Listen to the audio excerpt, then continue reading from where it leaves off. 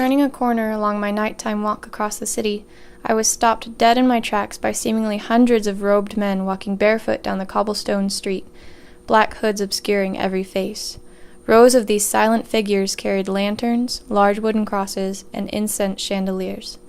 The hushed silence was broken only by the low chanting from hooded shadows, rhythmic pounding of lantern staffs on stone, and the occasional clang of a nearby church bell.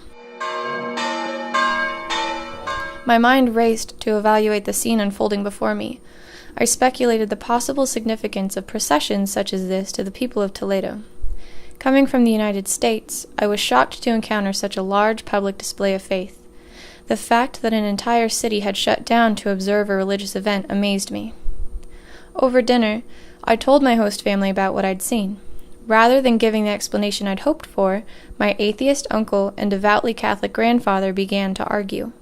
One, claiming that processions such as this, and Semana Santa, or Holy Week in general, are archaic, irrelevant, and merely serve as tourist attractions, while the other claimed that a well-reserved city like Toledo had a cultural obligation to provide a platform for believers to worship and meditate on the life and walk of their God.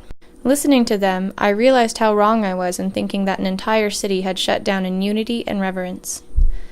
My host uncle opened my eyes to an important facet of this city's population, those who seek a more secular Toledo. Initially shocked by the widespread acceptance of religion in the public sphere, my surprise ultimately came from the realization that the same cultural debates exist in Toledo as they do everywhere else.